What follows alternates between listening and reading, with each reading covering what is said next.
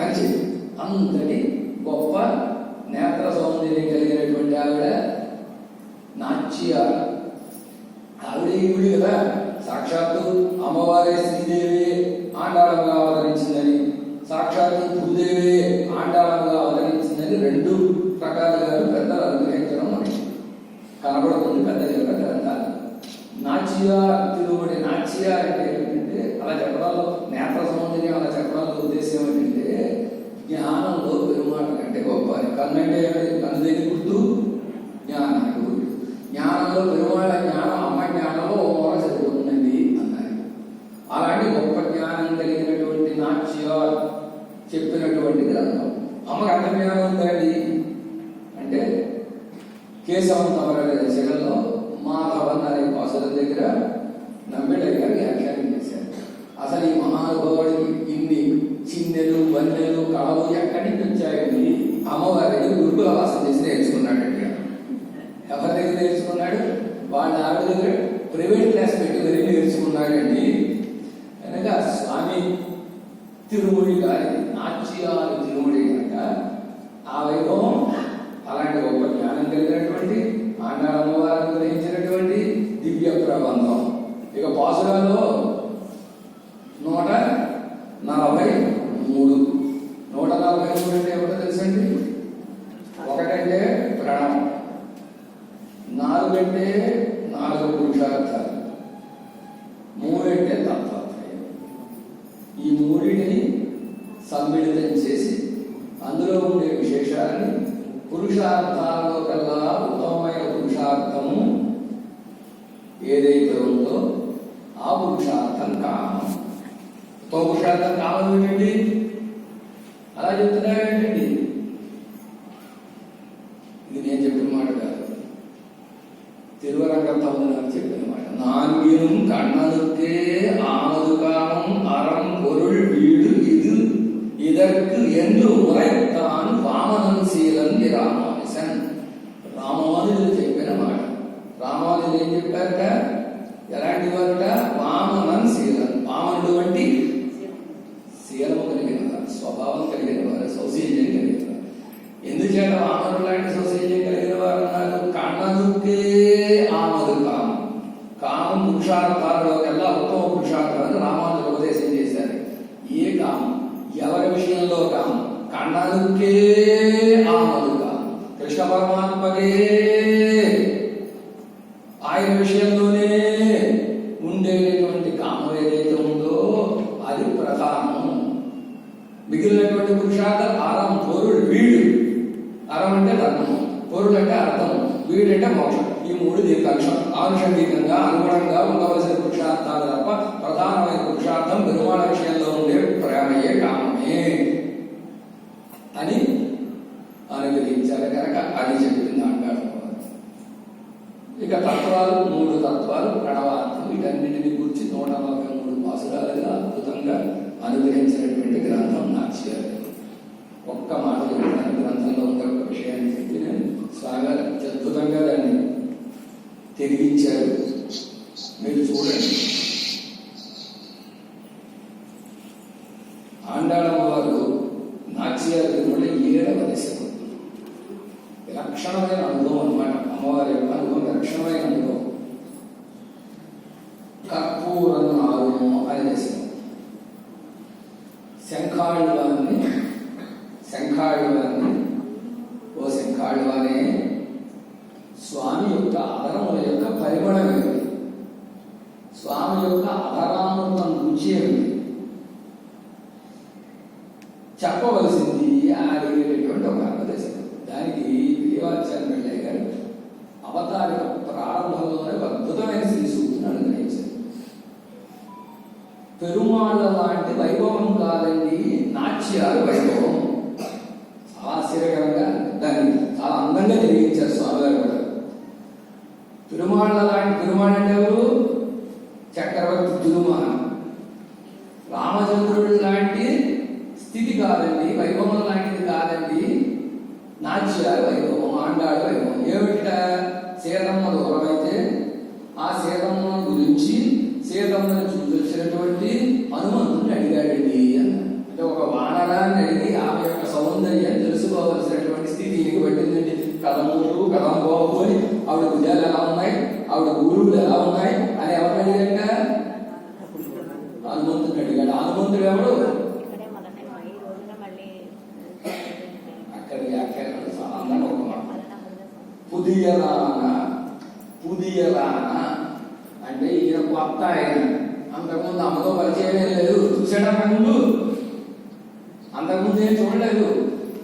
ఈయన అశోకవనంలోనే సీతమ్మని సేవించాడు తప్ప అంతకుముందు సేవించిన వాడు కాడు. అంతకుముందు సేవించే సీతమ్మ సౌందర్యం ఎరగనటువంటి, సీతమ్మ వైభవం ఎరగనటువంటి, సీతమ్మని ఎప్పుడు సేవించినటువంటి, ఒక్కసారి మాత్రమే అశోకవనంలో సేవించినటువంటి ఒక వానదాన్ని అడిగి ఆవిడ గురించి తెలుసుకోవలసినటువంటి ఒక దౌర్భాగ్య స్థితి పెరుమాళదండి. అలా కాక ఎప్పుడు పెరుమాళ అనుభవంలో మొలకలు వేస్తూ ఆనందంతో నాటకం చేస్తూ పూరి నాగాలు తీసేటటువంటి శంఖాళ్ళు అని అడిగిందండి ఈవిడ. అందమైన అద్భుతమైనటువంటి శ్రీ సూక్తులు అనుగ్రహించారో చూడండి.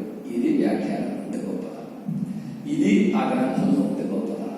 అంటారు, 14 ஆயிரவர் தேவிமார் பார்த்திருப்ப மதுவாயில் கொண்டாப்போல் మానవంతన్ వాయుతం.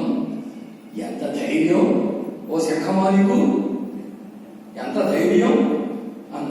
ధైర్యం ఏమిటండి అంటే 16,000 మంది దేవుమారు పెరుమాడు. ఎంతమంది భార్యలు? 16,000. అష్టమహిళలు కలుపుకోండి, 16,008. ఈ 16,008 మంది చూస్తూ ఉండగానే ఆయన అపరాలకు చేరి ఆయన అపరాలను తను ఆగేస్తున్నావా? ఎంత ధైర్యం వాళ్ళు చూస్తుండగా. అంటే ఏమవ్వాలి? 16,000 మంది సావగొట్టాలా? సావగొడుతున్నారా? ఒక్కడు ఉంటేనే సావగొడతారు కదా. అందమైన శ్రీ సూక్తులు అనుగ్రహించాలి. వాళ్ళు కూడా ఆనందించేటట్టుగా శంఖధ్వని చేసినటువంటి మహానుభావుడు స్వామి భోగానందాన్ని వాయువుతం భోగాన్ని వచ్చిన స్వామి యొక్క అపరామృతాన్ని ఓ శంకరాజా ఎంత అందంగా నువ్వు స్వీకరిస్తున్నావు, వాళ్ళ ముందే స్వీకరించేస్తున్నావు. అదృష్టం అంటే నీదయ్యా శంకరయ్య, సెలవు చాలా అడగలేదు. శంకరయ్య శంకరయ్య అని పేర్లు పెట్టుకుంటూ ఉంటారు. శంకరయ్య శంఖయ్య, శంఖయ్య శంకరయ్య, శంఖయ్య సెలవు. నీ సంపదను చూచారా? ఒకళ్ళు అంటూ ఉంటారు, ఎవరికైనా కొంచెం వ్యాపారం ఇంటి కిందే ఉందనుకోండి, పైన రెసిడెన్స్ అనుకోండి, ఏమంటారంటే పొయ్యి కాడ ఆకుబడి అంటారు. మామూలు పొయ్యి దగ్గర ఆకుబడిలాగా, పొయ్యి దగ్గర ఆకుబడిలాగా మళ్ళీ వదిలేదు. పొయ్యి దగ్గర ఆకుబడి అంటే ఏమిటండి అంటే పంట పండిన వెంటనే దాన్ని శుభ్రంగా తడి చేసుకోవడానికి వీలుగా పొయ్యి పక్కనే ఉంది అని అర్థం అన్నమాట. అలాగా పొయ్యి దగ్గర ఆకుబడిలాగా చేతుల్లోనే ఉంటున్నావు. చక్రతాడువానికి శంఖాడువానికి తేడా ఏమిటంటే, చక్రతాడువాన్ని ఏం చేస్తారంటే శత్రు సంహారం చేయాలంటే దూరంగా పోతాడు కదా, విడిజయం సంపలేడుగా ఆయన సంహరించలేడు. శంఖాడువ శత్రు సంహారం చేయాలంటే కడవులు వచ్చి చేస్తాడు. సఘోషో ధాతరు రాష్ట్రానం హృదయాన్ని ఎదాలైంది కదా. కనుక ఆ శంఖం యొక్క అదృష్టం ఏమిటంటే శత్రు సంహార దశలోనూ మరింత దగ్గరగా వచ్చాక అపరామృతానికి రోజేటటువంటి ఒక భాగ్యం. ఈ భాగ్యం ఎవరికి దక్కుతుంది?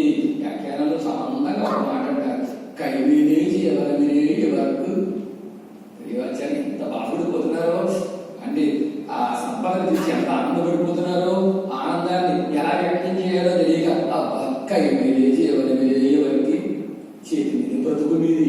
ఎవరి చేతి మీద బ్రతుకు? లోకంలో ఎవరైనా మనం పోషిస్తున్నాడు అనుకోండి, పొరపాటు నా చేతిలో ఉన్నట్ల వాడు, నా చేతి మీద ఉందిన వాడు బతుకంటాడు కదా. పెరుమాళ్ళ యొక్క శ్రీహస్తం మీదే జీవన అంటారు. ఆయన అలరామతో శుభ్రంగా పుచ్చుకుని ఎక్కడ నిద్రపోతున్నాడు? ఆయన శ్రీహస్తాలను గురుబాటు కొడుతూ నిద్రపోతూ ఉంటాడు. మళ్ళీ శంఖ అనగానే అప్పుడు లేస్తాడు. చేతి మీద జీవితం అంటే స్వామి హస్తాన్ని ఆశ్రయించి జీవించేటటువంటి వాడు. ఇది గ్రంథంలో ఉండేటటువంటి గొప్పతనం. అలాంటి గ్రంథాన్ని మనం ఆవిష్కరించుకుంటున్నాం. ఆ గ్రంథాన్ని ముందుగా ఆవిష్కరణ చేసుకుని తర్వాత సింగరాచార్య స్వామి గారు ఆ గ్రంథంలో ఉండేటటువంటి విశేషాన్ని వారి యథావకాశంగా వారి అవకాశాన్ని అనుసరించి వారు అనుగ్రహిస్తారు. తర్వాత జిఎల్ స్వామి వారి యొక్క మంగళ శాస్త్రాల అనుగ్రహ భాషణతో మన కార్యక్రమాన్ని ముగించుకుందాం. ముందుగా నాట్యాలు తిరుమొഴി అనేటువంటి గ్రంథం ఆవిష్కరణ చేసుకుందాం. మనం పరమహంస పరివ్రాజకాచార్యులు అష్టాక్షరి రామానుజీయ స్వామి వారి కరకమల ద్వారా గ్రంథం ఆవిష్కరింపబడుతోంది. అందరూ సేవించండి.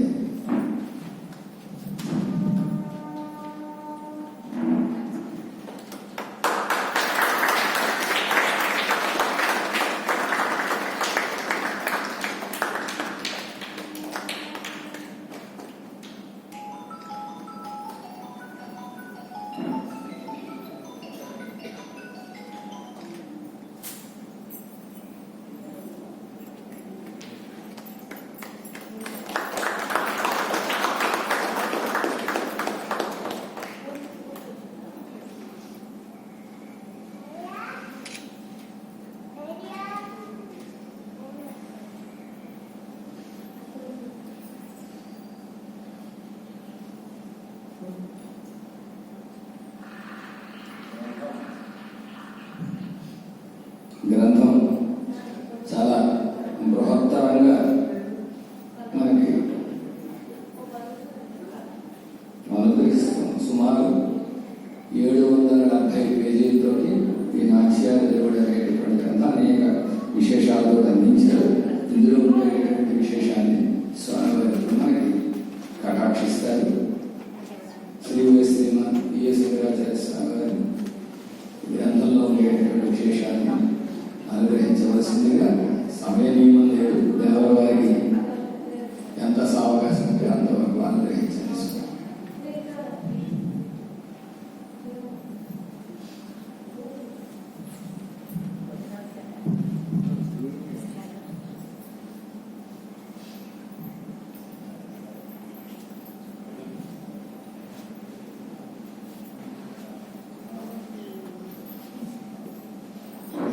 వెంకటాద్రినిలయః కమలాకాంతకుమార్ అభంగుర విభూతిర్న తరంగయ మంగళం.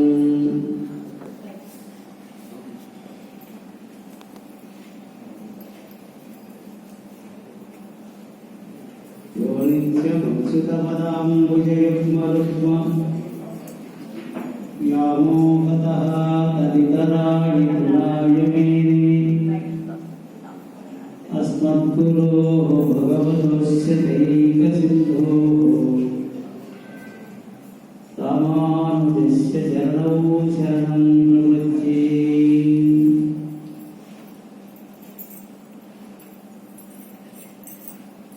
అల్లినాళ్ తామరమేల్ ఆరణంగిల్ తుడగి மதிநாடாண்ட மடமையின் மெல்லியதாள் ஆயர் குலவேந்தனாகத்தாள் தென்புதுவை வேயர் பயந்த விளக்கு.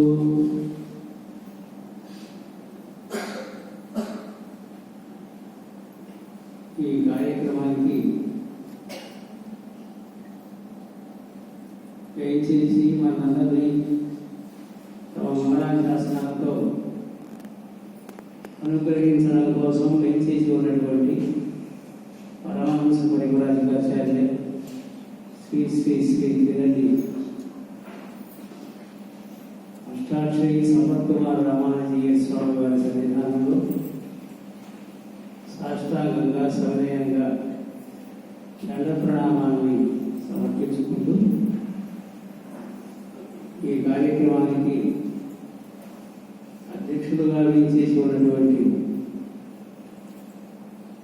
మిత్రులు, ఉభయ వేదాంత విద్వాంసులు, సహృదయులైనటువంటి శ్రీమాన్ వెంకటాచార్య స్వామి వారి సన్నిధానంలో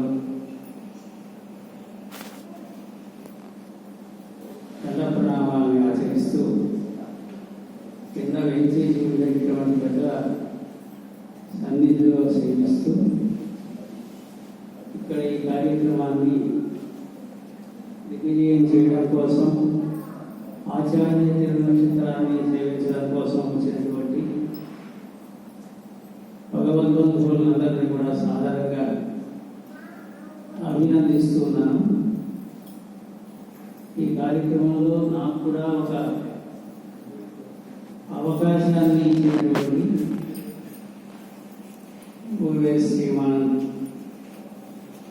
చక్రపాణి శ్రీనివాస్ గారు, శ్రీమతి పద్మ గారికి నా కృతజ్ఞతల్ని ముందుగానే తెలియజేసుకుంటున్నాను. ఒక 20 రోజుల క్రితం నరసాపురంలో ఆదికేశ్వర స్వామి వారి బ్రహ్మోత్సవాల సమయంలో 3 రోజుల పాటు ఉభయ వేదాంత సభా కార్యక్రమాలు నిర్వహింపబడ్డాయి. అప్పుడు అష్టాక్షరి స్వామి వారు అనుగ్రహించి 2వ నాటి కార్యక్రమానికి దయచేసి తమ మంగళాశాసనాన్ని అనుగ్రహించారు. ఆ సందర్భంలో ఒక గ్రంథాన్ని వారి శ్రీహస్తాల ద్వారా ఆవిష్కరించుకోవాలి అని దాసుడు ఆశపడ్డాడు. కానీ ఆ సమయానికి ఆ గ్రంథం ఆ రోజుకి అందలేదు. స్వామివారి సన్నిధిలో నివేదన చేసి మరునాడు ఆ గ్రంథాన్ని స్థానికంగా ఉండేటువంటి పెద్దలు వెంకటాచార్య స్వామి వారి శ్రీహస్తాల మీదుగా ఆవిష్కరణ చేసుకోవడం జరిగింది. అయితే జీవస్వామి వారి ద్వారా శ్రీహస్తాల ద్వారా ఆవిష్కరించుకోలేకపోయామే అనేటటువంటి ఒక కొరత మాత్రం ఉండిపోయింది. ఆ కొరత ఈనాడు తీరిపోయింది. సాక్షాత్తు వారి శ్రీహస్తాల ద్వారా ఈ గ్రంథం ఆవిష్కరింపబడడం చాలా సముచితం. ఒక పెద్దల యొక్క తిరునక్షత్ర కార్యక్రమంలో అన్వయించడం, వారి మనస్సుకు ఆనందం కలిగించేటువంటి ఒక కైంకర్యంలో నేను కూడా దాసుడు కూడా పాల్గొంచుకోవడం అనేటువంటిది భాగ్య విశేషంగా దాసుడు భావిస్తున్నాడు.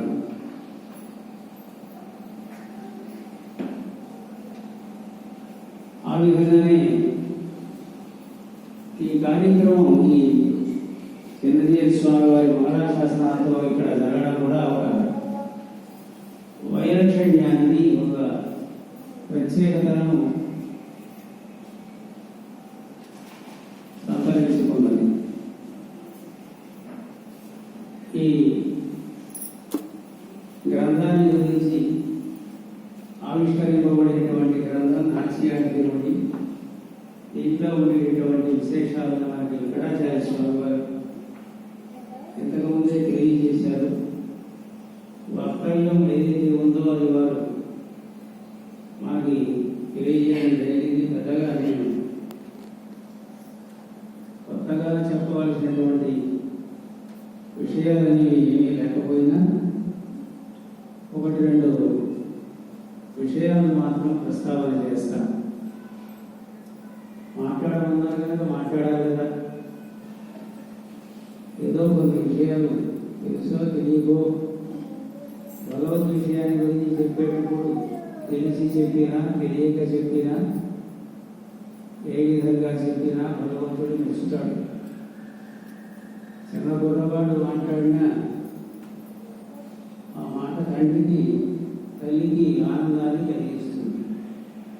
ఆ విధంగానే పెద్దలుగా ఉండేటువంటి జీవస్వామి వారిని, ఆ విధంగానే భగవంతులకు, ఆ విధంగానే గోదాదేవికి, ఆ విధంగానే మీకందరికీ కూడా నేను చెప్పేటటువంటి విషయం ఎటువంటిదైనా మీకు ఆనందం కలిగిస్తుందని నమ్ముతున్నాను.